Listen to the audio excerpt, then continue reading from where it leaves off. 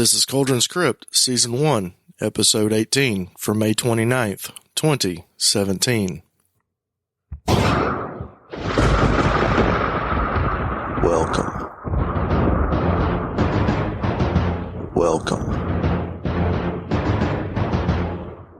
Welcome to my dungeon. Welcome to Kuldrin's Krypt. I'm your host, Master Kuldrin. If you're new to the show, this is a place to dispel myths, get rid of stereotypes, and answer your questions about BDSM. You can call in at 865-268-4005 to leave your questions or visit the Krypt at kuldrinskrypt.com. Today, it's going to be all about play. We're going to define play partners and lifestyle partners, talk about the similarities and differences, and help you figure out what are the most important traits your partner or partners must have to provide you with what you're looking for. But before that happens, I've got to say hello to my lovely co-host, Funsize. Hello, Funsize. How are you today? I'm good. How are you, Master Kuldrin? Oh, I'm doing quite well. Lovely, dreary day in East Tennessee. Looking forward to getting into this topic. So am I. It's one of my favorites. Mine too. So before that happens, let me go ahead and throw those rules to love by in there. Rule number 1, safe, sane, consensual, and informed. Rule number 2, Kinky, K-N-K-I, from the Kinky app available on all platforms. That stands for knowledge, no intolerance, kindness, and integrity. And the quote from Mr. Paul Young, submission is not about authority and it's not about obedience. It is all about relationships of love and respect. Hey, Master Kuldrin here. If you're having trouble putting together a contract for your DS or MS relationship, or if you just want something nicer, say in soft or hardbound, check out BDSMcontracts.org. I've used them in the past, and I will continue to use them in the future. Use the coupon code Kuldrin20 for a 20% discount off of all purchases. That's BDSMcontracts.org.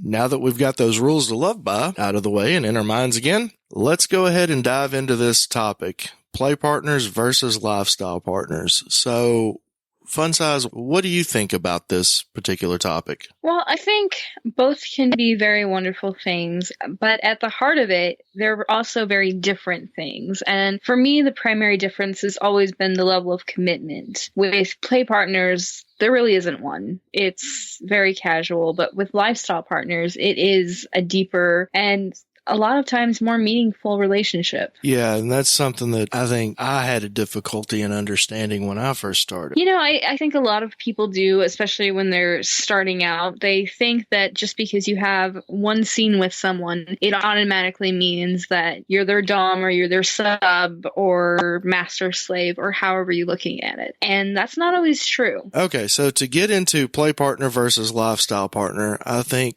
as always, I like to define things. So what I've kind of come up with as a definition for play partner would be somebody that you play with or scene with, whether it's in real life or online, and there's not really a relationship with this person, kind of like the vanilla world when you're talking about friends with benefits or one-night stands. You might meet these people online in munches, dungeon parties, or out in the general public, hit it off and scene together once, and that be it, or you could end up having multiple scenes with them for years, but it's never really in a relationship. It's also important to remind people that even though I made the comparison to friends with benefits and one-night stands of the vanilla world, these BDSM play partners might not be sexual partners. And if you've listened to previous episodes, you'll know that the majority of my personal BDSM experience is non-sexual in nature. Now, Funsize, do you think that definition fits pretty well, or that description? I think it does. I think you've described all the main points of what a play partner is. So the main points, what are some of the other points that I may have left out there? Well, I think some of the other points you left out is that play partners, you might have 2 or 3. For one thing, and you may not consider that polyamory because it's not a relationship. And then the other thing is that, especially for new people in the community and the lifestyle, they may not realize that just because you have a play partner does not mean you have a dom or a sub. It just means that you have a play partner who acts as a top or bottom to you in a given scene. And polyamory is? would be forming multiple relationships with multiple people at any given time. The technical definition would be the ability to love more than one person at the same time? Yes. Okay. So anything else on play partner? No, I think that covers it pretty well. I do too. I think it's pretty simple, and we tend to try to make things a little bit more complicated than what they really are. Let's move on into lifestyle partner. Now, kind of how I would describe this is with any relationship. Now, these lifestyle partners can take several different forms, but in all of those forms, they involve a type of relationship with someone that is more than just a play partner. Emotions and feelings are most often represented in this particular style of relationship, whether it be a dominant and submissive or master and slave. This is where people typically develop a really strong bond after what should be a really long negotiation period, which is something that tends to be forgotten by both newbies and veterans. In all of the following examples that I've thought of with different types of lifestyle partners, it's important to remember that even though people involved may only seem randomly, there is a connection between them, and there will more than likely be tasks that subs or slaves have to perform, and a defined check-in time that could be set up several times a day to once a week, or even less in a few cases I've seen. So we've got the collar on, collar off setting. Is this something that you've experienced? It's something I have, and I actually rather enjoyed it. I thought it made for a good relationship dynamic. And this is with your current? This is with my current, yes. Okay. And I've kind of got into what collar on, collar off is in previous episodes when I was still solo. But now that I've got you, I can get your point of view on this. What exactly is collar on, collar off? It means that during a scene, you behave submissively with your dominant partner the same way that you would normally. But when your collar is off, you are still submissive, but not to the level of service that you normally would be. Okay. I know some people will use this to kind of make friends and family feel a little bit better about things. You know, if you go for a visit to mom and dad's house, and you kind of present just as a vanilla relationship, therefore being collar off, you don't have to go by certain protocols and things of this nature too.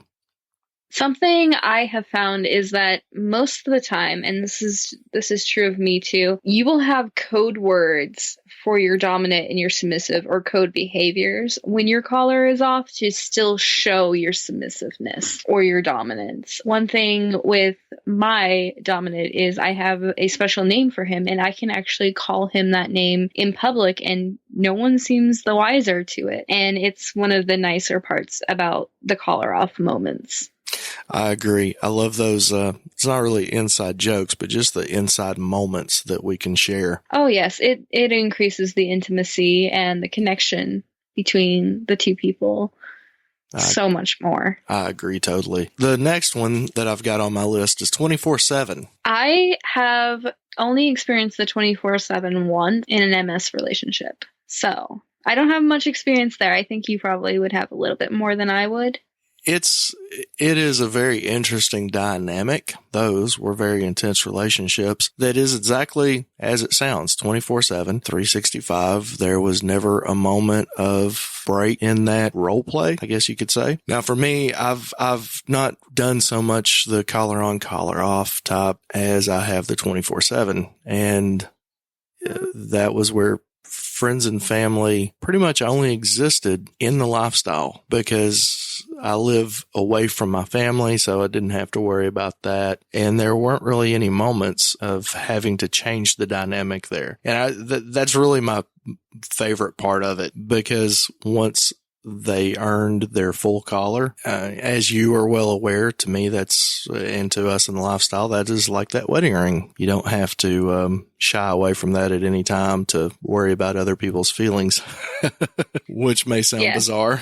No, I think it makes perfect sense, especially to me, even though I only had that one relationship where I got to experience that. I definitely enjoyed not having to jump back and forth between the life I wanted wanted and the life I was feeling forced to live, which was more the vanilla life in those moments. Now, I guess in kind of the whole on-off situation, we've got some little subsets like nights and weekends, that type of thing. Whenever they happen to get together, but there's still that emotional bond there, they just tend to maintain more of the vanilla side of things. Yes, I think so. I think it's almost the difference between dating someone, you have the relationship, you have the commitment, and being married to someone. There's definitely a vast difference in the connection and the intimacy level, but also in the time and effort you have to put forth. Yeah, it's kind of how I look at it too. And those can be very beautiful relationships as well. And that's one thing, even though I do have a preference, I think that what you get out of them, as long as you're putting into it, because you're going to get out of it what you put into it. But if you're putting yourself into it, no matter which type you have, it's going to be a very beautiful thing. Oh, absolutely. Do you have anything else on that particular section of different types of those lifestyle partner relationships? I don't, actually. I think we covered it very well today. Okay. What about likenesses and how they're the same and how they're different? I know one of the first things that always comes to mind for me is in any type of BDSM setting, negotiations. Oh, yes. Negotiations are absolutely important. They're right up there with communication for me. They're must-haves. Whether you're having a play partner or a lifestyle partner, you have to start with negotiating what you're willing to do and what your limits are. Yeah. And just to throw this out there to the listeners, if you need a good scale to go by or set of limits and interests, you can find that at kuldrinscrypt.com/contact resources. But moving on, the DS versus MS settings for lifestyle versus play partners. I almost feel like it's easier to have a DS relationship if you're just going to have play partners, whereas I almost feel like it's necessary to have the 24/7 lifestyle partner if you're going to try to build an MS relationship. Does that make sense? It does. I tend to lean more toward the top bottom when it comes to that, when it comes to the play partners. But I can see the DS side coming into play a lot too. But as far as master slave, I agree. I think that is definitely more of a lifestyle partner. Yes, I think a lot of that has to do with when you are a slave, you have to commit yourself fully to that person and that scene. And I can't imagine doing it just for one night. Yeah. And that's one of the big misconceptions that people get into. And there's so many different terms, but really, I think whatever they want to call themselves to amplify their own personal feeling. If they're having a scene at a dungeon party with somebody that there's absolutely no emotional connection with, they've met them, they've negotiated the scene, and it just does something mentally or emotionally for them to call themselves a slave or a master for that scene, then I don't think that it's wrong. I just carry a different opinion on what it means to me. And I think that's important to point out as well. Yes, absolutely. There you've got, as I always say, it's your BDSM. You do it. Absolutely. You do it how you want to do it. So we're not, I personally have to be careful in outlining these to, I guess, a very black and white atmosphere, because I want people to understand that though this is my personal opinion on this topic, and it is just an opinion, that if it doesn't work for them, then that's fine. Oh, absolutely. I'm not condemning anyone that tries to do an MS scene in just play partners. I just don't think I could ever manage it personally. Right. So, getting back to more of these ways that they're the same, obviously scening itself is going to be a way that it's the same. What about aftercare? I would say that the aftercare is going to be a lot of the same because you're still going to need to do it. First off, I don't care if you're seeing someone for a night or for a lifetime, you still need to put in the care after any scene. And it goes from the physical care to the mental and the emotional. Yeah. I agree. Aftercare, and I've said this many, many times, is to me one of the most important parts of a scene, because without it, you walk away and you've got that dom drop or sub drop. Well, not only do you have dom drop and sub drop, but to me, they seem to be amplified if you skip aftercare Whereas you can kind of pick yourself up more after them with more closure to be able to move on to the rest of your day or your night or your life or whatever you have going on. Right. And that's what I was trying to say there was that is why it's so important to me. So what about check-ins? I think check-ins are important. To me, they're part of aftercare, and it may not seem like it's part of aftercare because it doesn't always follow right away. It might be, the next morning you call and you make sure someone's feeling good. But I think they're important even if you have just the play partner versus the lifestyle partner, in that you still want to know that the person you experienced something amazing with feels just as amazing about it as you do. Yeah. And that's one of the things that I often forget to mention when I talk about negotiations or aftercare. But when I negotiate a scene with somebody as just a play partner, that's something that's important to me. Can I call you the next day or a few days later to check on you to make sure that you're not hitting sub drop or something like that, or a way that we, may connect? And it's not to build a relationship or anything like that. It's just to make sure that as a dom, I'm doing my job in taking care of that submissive. Renegotiations. I think that that's definitely a way that these two different play partners or lifestyle partners are the same. I feel like it is and it isn't, because you are going to renegotiate a lot more with a lifestyle partner than with a play partner that you may only have that one scene with. You might have that one scene and go, okay, that was good, but you may not ever choose to continue, so you won't bother renegotiating anything. But what about renegotiating during the scene? Well, that's during the scene. I'm thinking more after the scene, personally. Oh, okay. To me, when somebody calls a safe word, that's an immediate renegotiation. Oh, absolutely. 100%. So that's why I included that in this one, is because to me, that could very well happen in either setting. Though you are, in my opinion, 100% correct. It is definitely going to happen more with a lifestyle partner than it is with a play partner. And that really segues us nicely into what are the major differences between the two. What's your first thought on that one? I would say, for me, the biggest difference is the time you put in, because when you are with a play partner, once the scene is over, the topping, the bottoming, all of it's done. And it may not ever come back again, or it may come back again, depending on how you feel about that play partner. But with lifestyle partners, it's always there.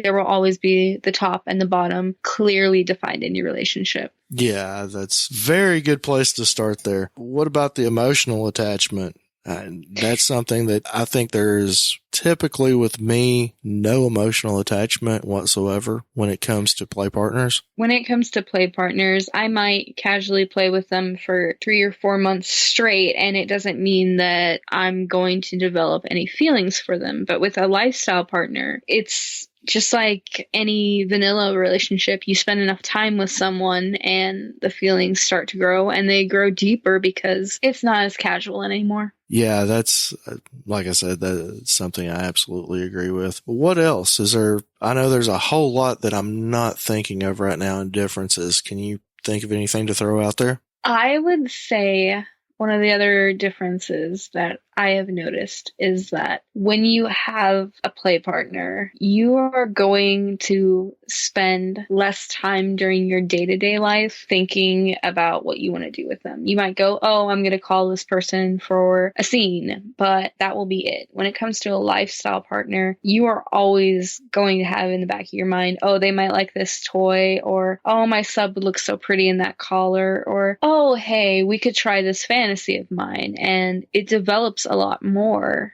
that way. That is a good point. My subs are in my mind constantly in a multitude of ways, whether it's like you said, oh, this would be good for them, or this would be fun to do in a scene, things of that nature. What else? I was about to say that I recently collared my own submissive just this last week, and I'm already thinking of, oh, it's around this time of day he's going to check in. And I think that's another part of it, is that you will be more aware of the time structure for check-ins than you normally would, because you don't bother when you have a play partner. Yeah. It's like, well, they're out there in the world doing their thing. I'm doing my thing. I'll see them Friday night or Saturday night, whatever, So Yeah. let me just kind of stop the bus here for just a second. You said you just collared a submissive? I did. Is this a first? No, it's not the first time I've collared a submissive, but it is the first time I have collared a submissive while having a collar of my own. That's an interesting dynamic. Yes, it is.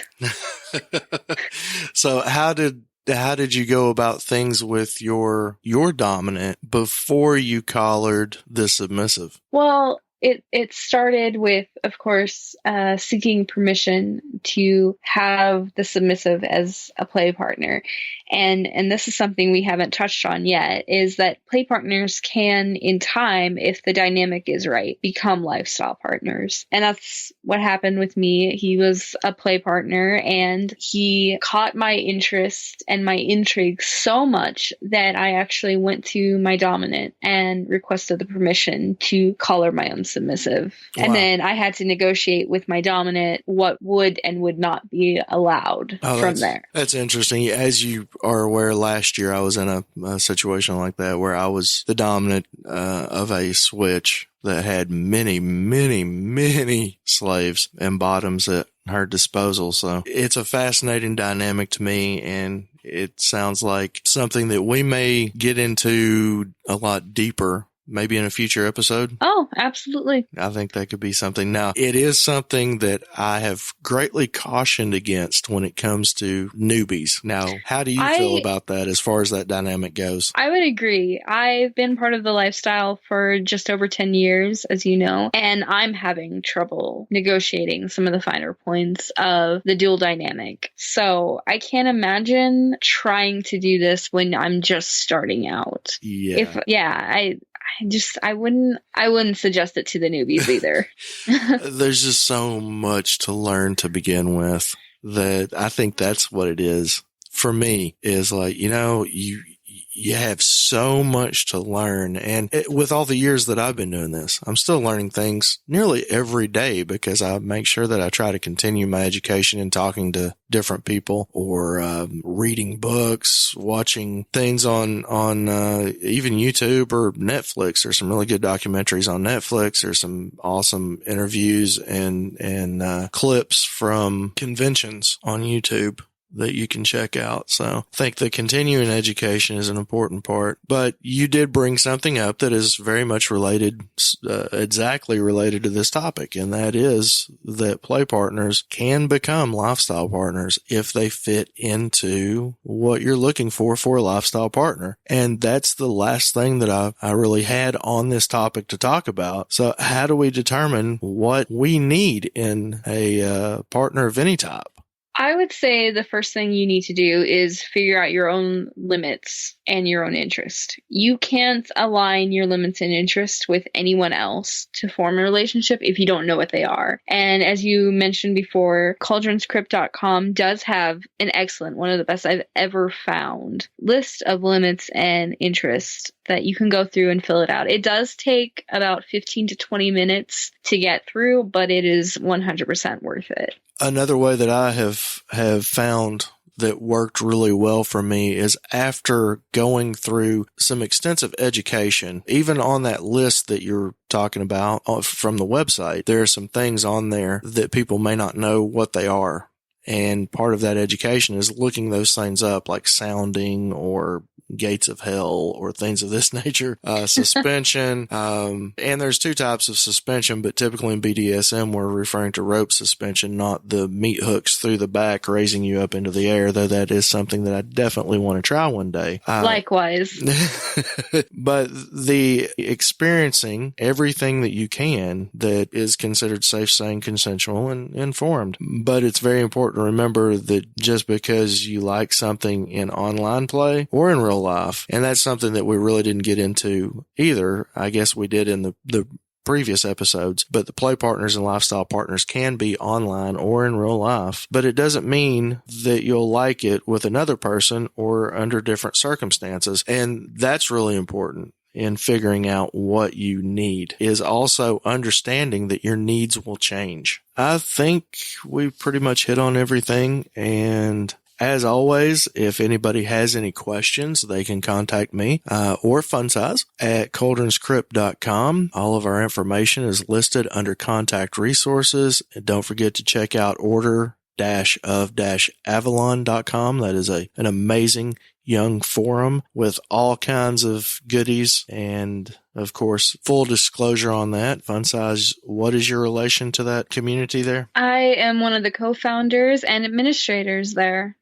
And if you have any questions, feel free to reach me. And you guys do an amazing job over there. I wouldn't be talking about it here. So, all right. Thank you. Oh, you're quite welcome. Thank you for what you do over there. So, Funsize, like we said, that's going to wrap it up. I will see you next week. See you next week, sir.